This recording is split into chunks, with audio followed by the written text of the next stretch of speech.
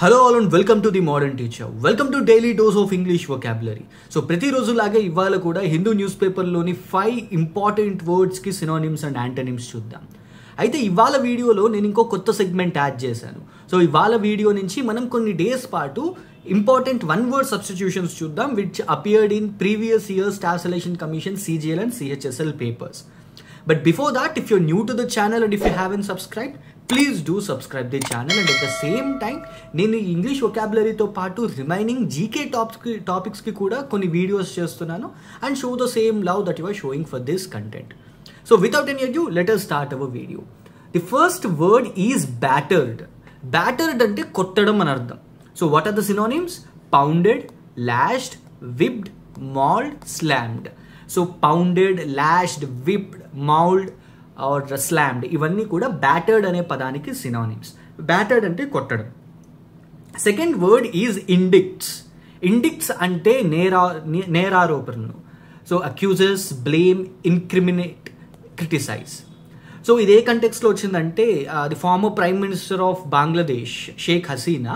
So ఆవిడ మీద ఆ కంట్రీలో ఉన్న క్రిమినల్ ట్రిబ్యునల్ ఒకటి ఛార్జెస్ ఫ్రేమ్ చేసిందనమాట.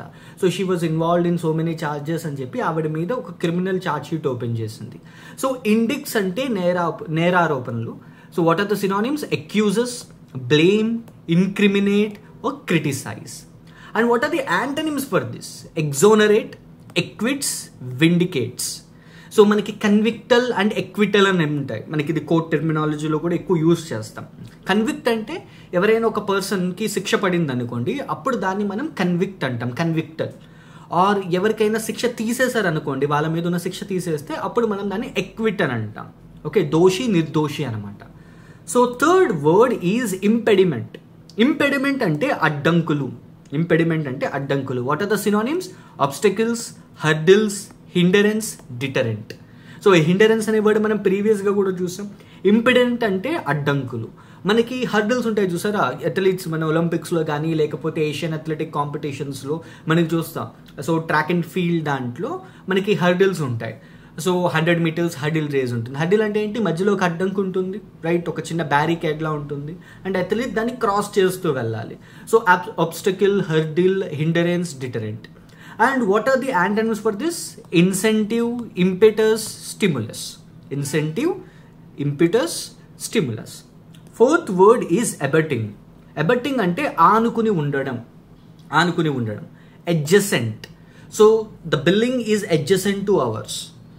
Right? Adjacent అంటే పక్కనే. His house is adjacent to ours. అంటే మా ఇంటికి ఆనుకుని ఉంది అని. Adjoining, bordering, conterminous. Conterminous. So this is something, ఇది కొద్దిగా new word. Adjacent, adjoining, bordering మనం కొద్దిగా రెగ్యులర్గా వింటున్న వర్డ్స్ అయినా కాంటర్మినస్ అనేది న్యూ వర్డ్. అబట్టింగ్ అంటే ఆనుకుని ఉండడం, కాంటర్మినస్ దానికి synonyms. And what are the antonyms here? Apart అంటే విడదీసి ఉండడం, separate, isolate, discrete. Apart, separate, isolate, discrete. ఇవి అబట్టింగ్ అనే వర్డ్కి antonyms. Fifth word is dissonance. Dissonance అంటే వైరుధ్యం, వైరుధ్యం ఆర్ విరోధం. ఫ్రిక్షన్. ఫ్రిక్షన్ అనేది మనకి ఫిజిక్స్లో ఫ్రిక్షన్ ఉంటుంది చూసారా. సో అలాగే ఇంగ్లీష్కి వచ్చేటప్పటికి మనకి వొకాబులరీ టర్మ్స్లో ఫ్రిక్షన్ అనేది ఎలాగా? రాపిడి. రాపిడి అనే దాన్ని మనం కొద్దిగా ఫ్రిక్షన్ అని అంటాం. సో అంటే ఇద్దరికి సరిగ్గా లేదు అని అన్నప్పుడు ఫ్రిక్షన్ అనే వర్డ్ యూజ్ చేస్తాం అనమాట. So strife, conflict, discord, schism. So మనం already discord, apple of discord అని చెప్పి మనం ప్రీవియస్గా డిస్కస్ చేసుకున్నాం. అది ఒక ఇడియం కంటెక్స్ట్లో మనకి డిస్కార్డ్ అనే పదం వచ్చింది. సో యాపిల్ ఆఫ్ డిస్కార్డ్ అంటే ఏంటి? మనం ఆ టైంలో డిస్కస్ చేసుకున్నాము, రోమన్ గాడ్స్కి సంబంధించింది ఇది. సో ఒక యాపిల్ పడుతుంది, అందులో ఉన్న గాడ్స్ వాళ్ళల్లో ఎవరు ఎక్కువ అందంగా ఉన్నారో ఆ స్టోరీ అంతా మీకు చెప్పాను వన్ ఆఫ్ అవర్ వీడియోస్లో. So and what are the antonyms here? Agreement, harmony, peace. Agreement, harmony, peace. So these are synonyms and antonyms for the words that appeared in the Hindu newspaper. Now let us move to the next segment. One word substitutions, previous year questions from Staff Selection Commission CGL and CHSL papers. And ivala manam teeskuntunna context people and their professions. People and their professions. And ee particular context lo manaki previous AP district and subordinate courts exam lo kuda adigina questions unnai indulo konni. Okay, so that's why these one word substitutions are very much important for us. Right. మనం everyday ఒక కొత్త context తోటి ఎన్ని words ఉన్నా పర్లేదు ఆ context finish చేసేలాగా discuss చేసుకుందాం. So the first one is a person who draws maps. కార్టోగ్రఫర్.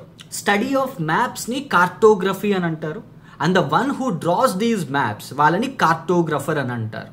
ఇప్పుడు మనం హిస్టరీ చదివేటప్పుడు మనకి ఎక్కువగా ఈ కార్టోగ్రఫర్ ఆర్ కార్టోగ్రఫీ అనే వర్డ్ వినిపిస్తూ ఉంటుంది అనమాట. So a person who draws maps, cartographer. Second one, a person who studies rocks. Geologist. Geographer వేరు, జియోలజిస్ట్ వేరు. Okay, so a person who studies rocks, geologist. Next, a person who studies stamps. Stamps ఉంటాయి కదా మనకి, postal stamps కానీ are మన కంట్రీలో చాలా మంది ఈ స్టాంప్స్ని కలెక్ట్ చేసే హ్యాబిట్ ఉన్న వాళ్ళు ఉంటారు, హాబీ ఉన్న వాళ్ళు ఉంటారు. So a person who collect stamps, philatelist. And ఈ స్టడీని ఏమంటారు, philately. So this study is called philately and a person who collects these stamps is called philatelist. Next, a person who collects coins. కాయిన్స్ని collect చేసే వాళ్ళని న్యూమిస్మాటిస్ట్ అంటారు. న్యూమిస్మాటిస్ట్. So చాలా మంది దగ్గర ఉంటాయి. Even I know few friends of mine use to collect coins. కొద్దిగా special coins ఉంటాయి కదా, వేరే కంట్రీస్ అయి ఉండొచ్చు, లేకపోతే ఓల్డ్ కాయిన్స్ ఉండొచ్చు. At the same time government కొన్నిసార్లు కమమరేటివ్ కాయిన్స్ రిలీజ్ చేస్తుంది. So 125 rupees coin of doctor BR Ambedkar. So అలాగా కొన్ని కాయిన్స్ రిలీజ్ చేస్తారు కదా, అవి కొంతమంది కలెక్ట్ చేసుకుంటారనమాట. వాళ్ళని న్యూమిస్మాటిస్ట్ అని అంటాం. అండ్ స్టడీ ఆఫ్ కాయిన్స్ని న్యూమిస్మాటిక్స్ అని అంటాం. Numismatics. Fifth one, a person who walks in sleep. A person who walks in sleep అంటే నిద్రలో నడిచే వాళ్ళని సోమ్నాంబులిస్ట్ అని అంటాం. సోమ్నాంబులిస్ట్. సోమ్నామ్. ఎక్కడైతే మనకి SOM అనే పదం వినిపించిందో, ఏదైనా ఒక వర్డ్లో సోమ్నామ్ సోమ్ అనే వర్డ్ వచ్చింది అని అనుకోండి, ఆ రూట్ వర్డ్ దేనికి సంబంధించింది, this is something which is related to sleep. మనకి ఇన్సోమ్నియా అని ఉంటుంది. ఇన్సోమ్నియా, నిద్ర పట్టకపోవడం, ఇన్సోమ్నియా. అలాగే సోమ్నాంబులిస్ట్ లాగే ఇంకొక వర్డ్ ఉంటుంది. There is something called somniloquist. Loquist. మనం ప్రీవియస్గా మీకు ఈ వర్డ్ రూట్ వర్డ్ చెప్పాను. LOC కానీ LOQ కానీ వచ్చాయి అనుకోండి, ఎక్కడైనా LOC కానీ LOQ కానీ వస్తే this is something which is related to talking, మాట్లాడడానికి సంబంధించింది. So what if there is a word somnambulist లాగే సోమ్నాంలోక్విస్ట్ అని వచ్చింది అనుకోండి. సోమ్నాంలోక్విస్ట్ అంటే ఏంటి, a person who talks in sleep, right. A person who speaks in sleep. లేదా అంటే నిద్రలో మాట్లాడే వాళ్ళని సోమ్నాంలోక్విస్ట్ అని అంటారు. నిద్రలో నడిచే వాళ్ళని సోమ్నాంబులిస్ట్ అని అంటారు. Okay, next sixth word is a person who hates mankind. Misanthrope. Anthrope అని వచ్చింది అనుకోండి ఎక్కడైనా. యాంథ్రో అంటే something which is related to humankind. Anthropology study of human beings. Okay, misanthrope అంటే a person who hates mankind, మనుషులంటే ఇష్టం లేని వాళ్ళు. Seventh word is a person who loves mankind. Philanthropist ఉంటారు కదా. What philanthropist generally do, so కొంతమంది ఉంటారు మనకి, ఫర్ ఎగ్జాంపుల్ శివనాథర్ లాంటి వాళ్ళు, or so we have our legend Ratan Tata గారు. వాళ్ళు ఏం చేశారు, దే డిడ్ ఫిలాంథ్రోపీ. అంటే for the sake of mankind కొన్ని వేల కోట్లని దానం చేశారనమాట. సో దాన్ని ఫిలాంథ్రోపీ అని అంటాం. And we call that person as philanthropist. Okay, eighth one is a person who writes డిక్షనరీస్ని రాసేవాళ్ళు. లెక్సికోగ్రాఫర్. డిక్షనరీస్ని రాసే వాళ్ళని లెక్సికోగ్రాఫర్ అని అంటారు. స్టడీ ఆఫ్ డిక్షనరీస్ని లెక్సికోగ్రఫీ అని అంటాం. And the person who writes dictionaries or dictionaries compile చేయడం, డిక్షనరీస్ రాయడం కన్నా డిక్షనరీస్ని కంపైల్ చేసే వాళ్ళని లెక్సికోగ్రాఫర్ ఆర్ లెక్సికోగ్రఫీ అని అంటాం.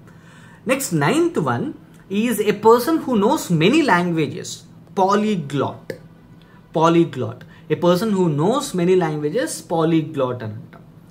10th, A person who speaks for others. వేరే వాళ్ళ కోసం మాట్లాడే వాళ్ళు స్పోక్స్ పర్సన్.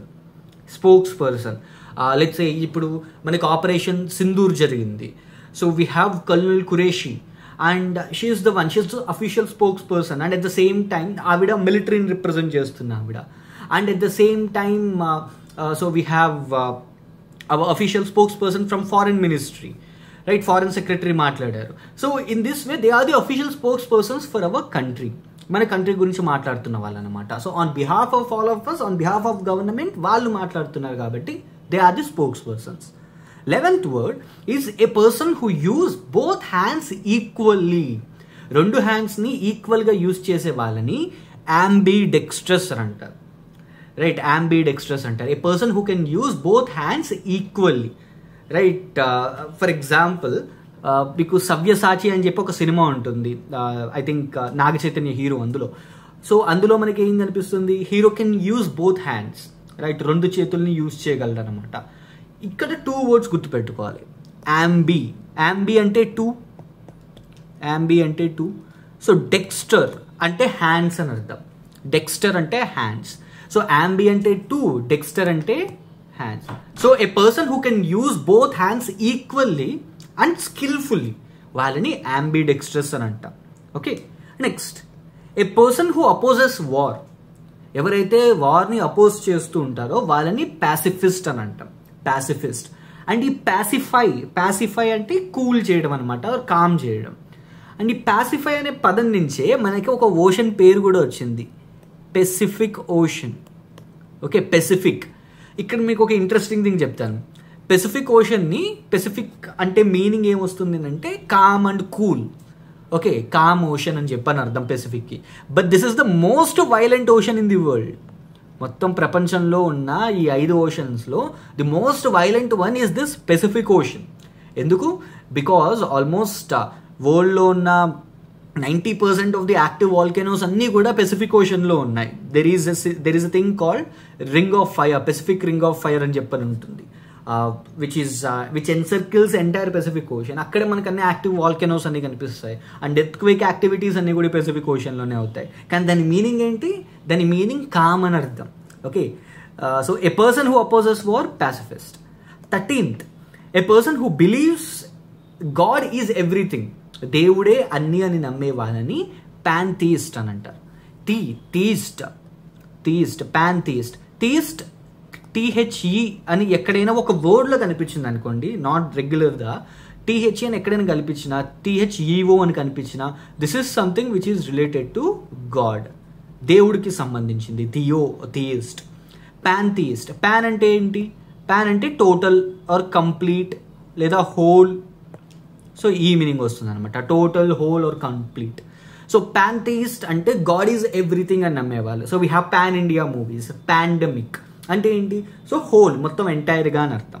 సో పాన్థీస్ట్ అంటే a person who believes God is everything.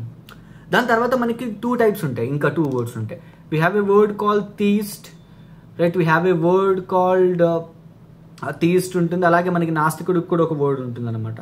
So theist, THEO అని వచ్చిందంటే గాడ్కి సంబంధించిందని.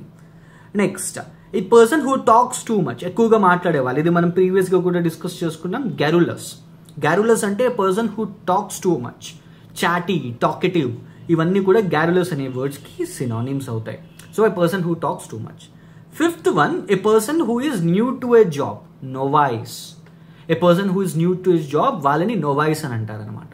సో ఇది ప్రీవియస్ ఎగ్జామ్స్లో కూడా అడిగిన వర్డ్ ఇది.